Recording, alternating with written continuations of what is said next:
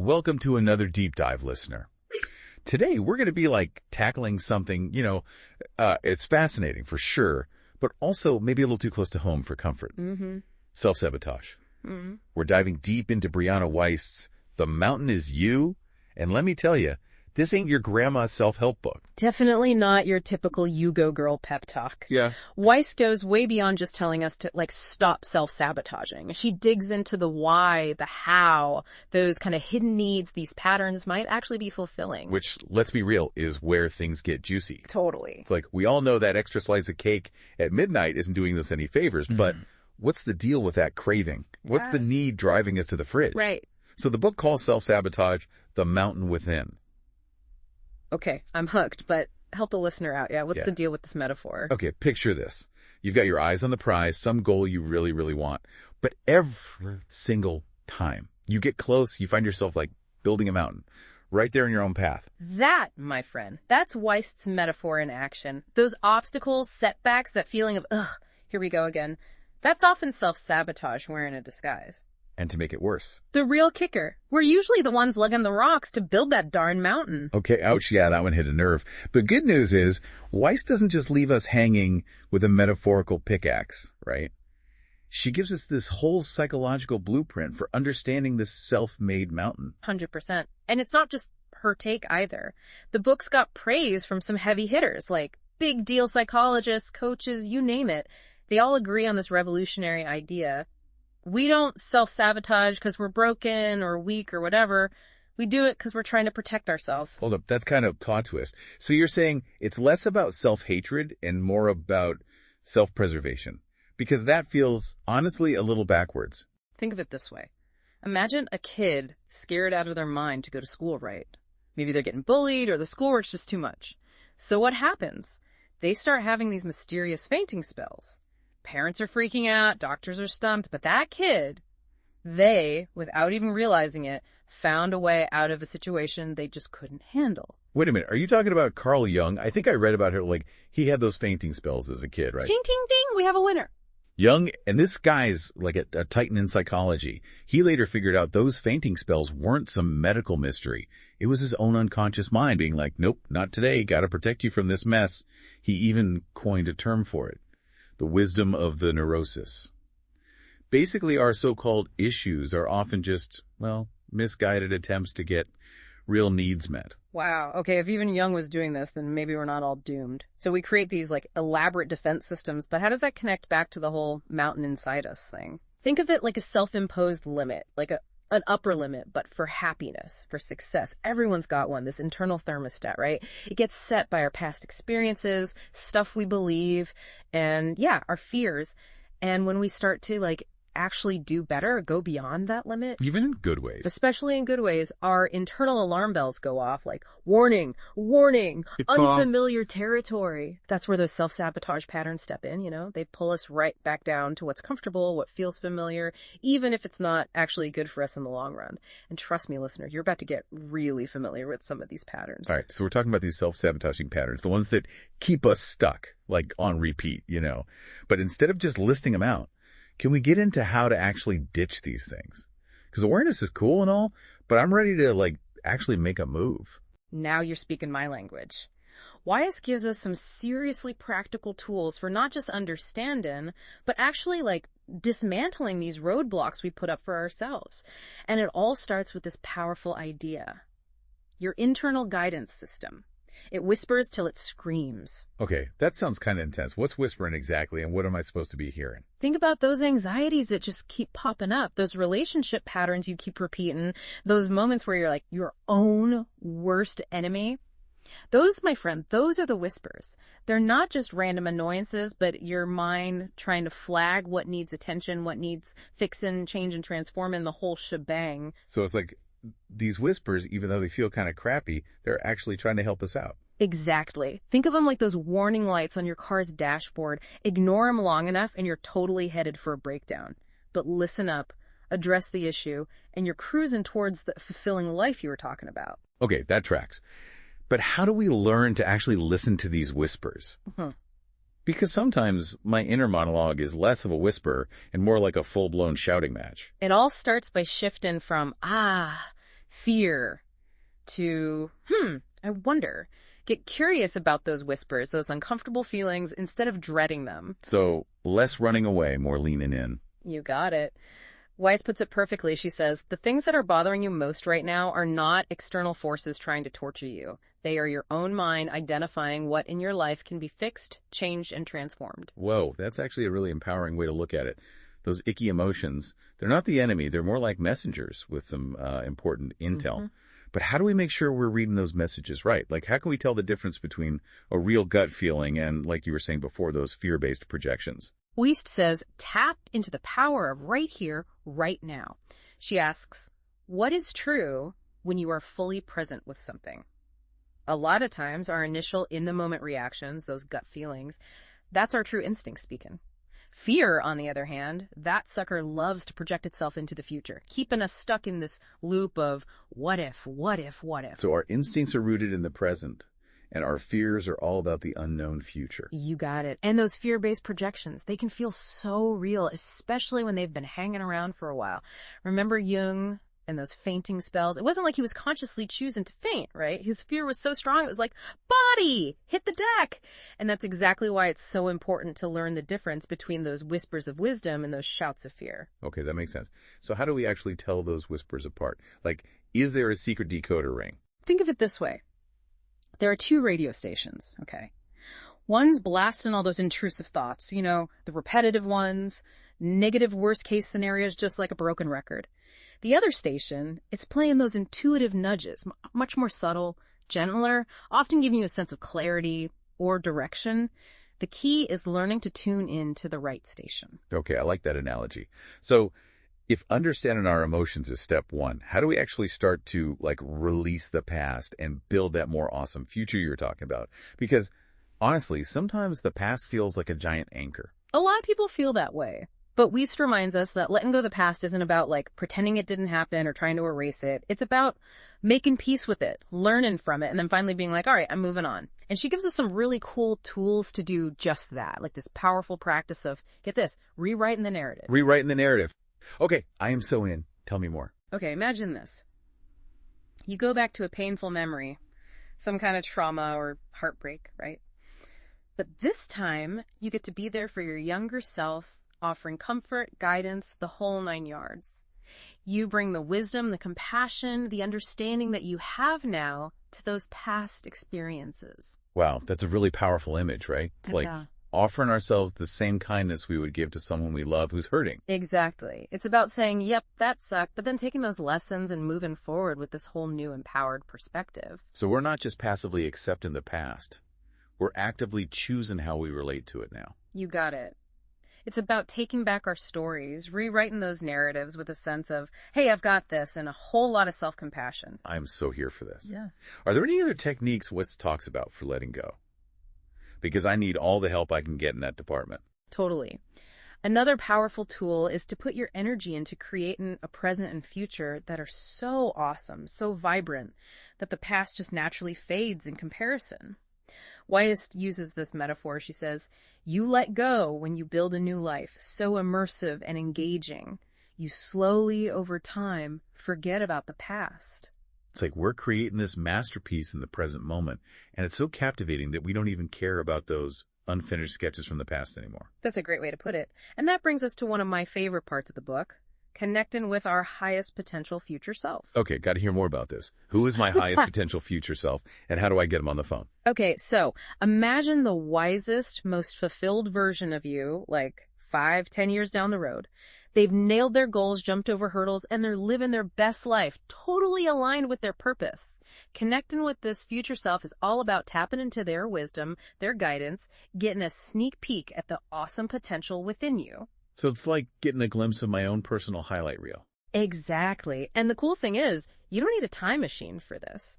Wiest walks us through this super powerful visualization exercise where you basically sit down with this future you, noticing their vibe, their life, everything. Wait, are you saying I can actually have a conversation with this future me? Absolutely. Ask them questions, get their advice, picture them handing you the keys to that next level fulfillment. It's like you've got your own personal guru inside you, giving you a personalized roadmap. This is blowing my mind. It's like that quote, the best way to predict the future is to create it. But instead of just blindly creating, we're getting insider tips from the future CEO of our own lives. Exactly. And that brings us to something super important. A lot of times, the biggest thing standing between us and that incredible future self isn't like a lack of talent or opportunity. It's our own fear and self-doubt. It's like that saying, our deepest fear is not that we are inadequate. Our deepest fear is that we are powerful beyond measure. But how do we get over that fear, that inner voice that just keeps telling us we're not good enough, smart enough, ready enough? Wiest reminds us that courage isn't the absence of fear. It's taking action, even when you're scared. She wants us to ask ourselves this powerful question: what would my most powerful self do today? That question, it cuts through all the noise of self-doubt and connects us to our own inner wisdom. That's a good one. It's not about waiting for the fear to disappear. It's about doing what feels aligned with our values, even when we're freaking out a little. But what about those times when the fear feels paralyzing? Like it's got us in a headlock. Those are the times when you got to bring in the self-compassion, big time. We're not superhuman, right? We're going to stumble, make mistakes, have moments of like, what am I even doing? But as Wiest beautifully puts it, you were not born to be perfect. You are not born to be happy all of the time.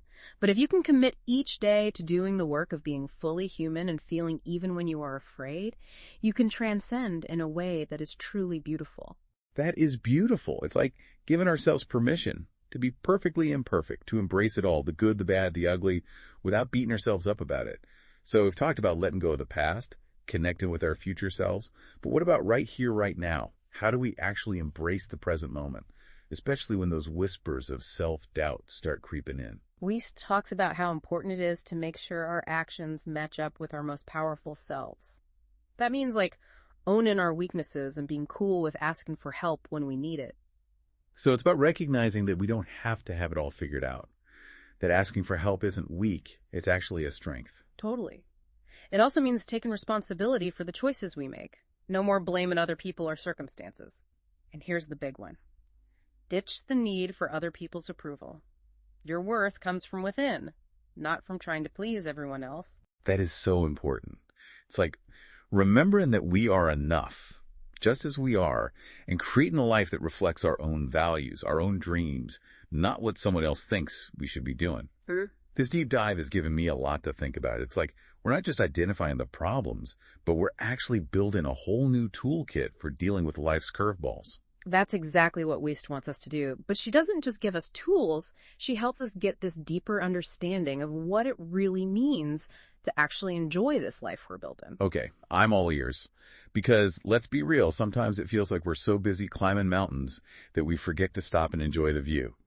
Okay, so we've spent like the last 2 deep dives really getting into the nitty-gritty of self-sabotage, right? And those sneaky needs it tries to cover up, and some seriously awesome tools for like rewriting our stories and stepping into our power. But now for the big question, what's next? How do we actually enjoy this life we're working so hard to build? Because honestly, sometimes I feel like I'm so busy climbing that mountain, I forget to, enjoy the view. Oh, I hear you. And that's such a good point. It's not enough to just like conquer self-sabotage. We want to create a life that's not just like checkmark success, but also really enjoyable, fulfilling, the whole deal. And Wiest gives us some really beautiful insights into how to make that happen. Okay, lay it on me, because full disclosure, sometimes I get so caught up in the whole gotta hustle mentality that I forget to actually, enjoy the ride. So what's the secret? How do we add more joy into our everyday lives? Well, Wiest talks a lot about what she calls arriving into the present moment. She reminds us that anxiety, a lot of times, it comes from living in the future, right? Always stressing about what might happen. And then there's depression, which can be tied to dwelling in the past, replaying all those old wounds, the shoulda, coulda, wouldas. True joy, she says, is found right here, right now, in this moment. It's like that saying, right? Yesterday's history, tomorrow's a mystery, but today is a gift. That's why it's called the present. But how do we actually do that? Like, how do we hit pause on those mental time travel trips and actually enjoy the here and now? Mindfulness, my friend. It's like training our minds to be more present, to really pay attention to the richness of each moment without all the judgment. It's about noticing those sights, the sounds, sensations, thoughts, all of it, without getting totally swept away. Okay, so less going through the motions and more being present. What are some ways we can actually practice mindfulness in our everyday lives? Hmm. Because confession time, sometimes my medication practice is basically just me accidentally falling asleep on the couch. Uh-huh. I feel you. And listen, you don't have to be some kind of Zen master to benefit from mindfulness. Weezus talks about these super simple but powerful practices like mindful breathing, just taking a few minutes throughout the day to pause, notice your surroundings, appreciate the simple things. Even something as basic as really tasting your food, savoring each bite, that can be a mindfulness practice. I love those. It's like hitting Yep. the refresh button on our awareness throughout the Yeah. day. What else can we do to, boost that joy factor even more? Wiest also talks about how important it is to nurture those positive relationships in our lives. She reminds us that, like it or not, we humans are wired for connection. Those strong, supportive relationships, those are key for our well-being, happiness, and just enjoying life in general. Think about it. Don't you feel so much more alive when you're with people who light you up? Oh, absolutely. Sometimes a good laugh with a close friend is all I need to feel a million times better. Yeah. But building those kinds of relationships, it takes effort, right? It does, but let me tell you, it's worth every ounce of effort. It's about being really intentional about the relationships we're building and maintaining, choosing quality over quantity, spending time with people who make us feel good, who inspire us, who are there for us no matter what. It's like creating this whole garden of supportive relationships, Yeah. Nurturing the connections that bring us joy and kind of weeding out the ones that, drain our energy. Exactly. And speaking of things that energize us, Wiest also emphasizes the importance of following those passions, the things that light us up. Yes.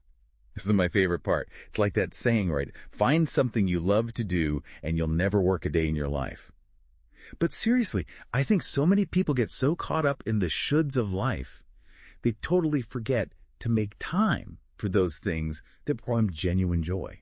It's true. And I think it's really important to remember that following your passions, it doesn't have to mean like quit your job tomorrow and pursue your hobbies full time. It's more about finding ways to bring those activities into your life, whether it's through hobbies, volunteer work, or even just blocking out some time for things that make your heart sing. So it's about finding that balance between our responsibilities and our passions, creating a life that feels good in all areas. Exactly. It's all about exploring, experimenting, trying new things, getting out of that comfort zone and discovering what really lights you up. And remember, it's the journey, not the destination, that matters most. Give yourself permission to play, to explore, to reconnect with those passions that might have been buried for a while. I love that. It's not about achieving some external finish line, but about that deep down joy and fulfillment that comes from doing things that make our hearts sing. This is already making me feel more energized. What other golden nuggets does Lise share for amplifying joy? She also talks about gratitude, which can be incredibly powerful. It's so easy to get caught up in the, I don't have this, or this isn't going my way kind of thoughts. But gratitude, it shifts our focus to all the amazing things we do have. Right. It's like they say, gratitude turns what we have into enough. But isn't gratitude just thinking happy thoughts? How does that actually bring more joy to our lives? Gratitude is so much more than just positive thinking, my friend. Studies have shown that when we actively practice gratitude, it can really impact our well-being in big ways. Less stress, better mood, stronger immune system, even our relationships get better. Wow, okay, I'm convinced. But I gotta admit, sometimes when I'm stressed or down, gratitude is like the last thing on my mind. Any tips for cultivating it? Even when we're not feeling particularly grateful. For sure. Start by making it a habit. Keep a gratitude journal. Maybe write thank you notes to people you appreciate, or even just take a few minutes each day to reflect on all the good stuff. I love those. Turning it into a daily ritual. Okay, so I've got mindfulness, positive relationships, passions, gratitude. Sounds like the recipe for a happy life. Anything else we should add to the mix? Wiest also talks about how important it is to take care of our physical well-being. Our bodies, they're how we experience this whole life thing, and when we treat them well, everything else just flows better. That makes sense. When we feel healthy and energized, it's easier to enjoy life in general. Exactly. And taking care of ourselves, it's not just about hitting the gym or eating salads. It's about nourishing our bodies with good food, moving our bodies in ways that feel good, getting enough sleep and managing that stress. It's about listening to what our bodies need and honoring that. It's like building this loving, supportive relationship with our physical selves. What about challenging ourselves, though? I know that might sound kind of weird when we're talking about joy, but I've noticed that sometimes when I push myself out of my comfort zone, I end up having these incredible experiences and feeling really fulfilled. You're so right. Wiest is right there with you on that one.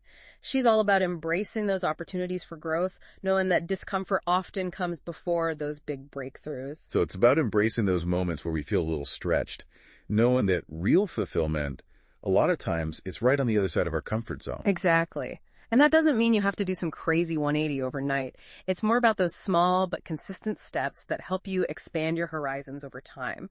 Maybe you take a new class, learn a new skill, travel somewhere new, or even just have a conversation that pushes you a little. Keeping those minds and spirits engaged, right? This has been such an incredible deep dive. I feel like we've learned so much. As we wrap things up, is there one, final piece of wisdom that Wiest wants us to walk away with? Throughout the whole book, Wiest keeps coming back to the idea of purpose. She reminds us that we're all here for a reason, and connecting with that purpose that can bring so much meaning and fulfillment to our lives. It's about finding that thing that lights us up inside, makes us feel truly alive, and lets us contribute to something bigger than ourselves. It's like finding our own unique piece of the puzzle, right? That thing that only we can bring to the world. But what if we don't know what our purpose is? What if we're still trying to figure that out? That's totally okay. Most of us are on this lifelong journey of discovering and refining our purpose. And Wiest reminds us that it's not about finding one right answer, but about always asking ourselves, who am I becoming? And then making choices that line up with that. It's about paying attention to the things that grab our interest, that we're passionate about, and that make a positive difference in the world. It's like following those little breadcrumbs of joy and meaning, trusting they'll lead us to where we're supposed to be. Yes, exactly. And remember, the journey itself is part of the purpose. Embrace all of it, the ups, the downs, the challenges, the wins. Trust that you're exactly where you're meant to be, becoming the best, most authentic version of you. This deep dive has been so inspiring and empowering. Listener, if you're ready to tear down those self-made mountains and create a life that's not just successful, but also deeply meaningful, joyful, and fulfilling, Brianna Wiest's The Mountain Is You is a must-read. So tell me, what will your next step be?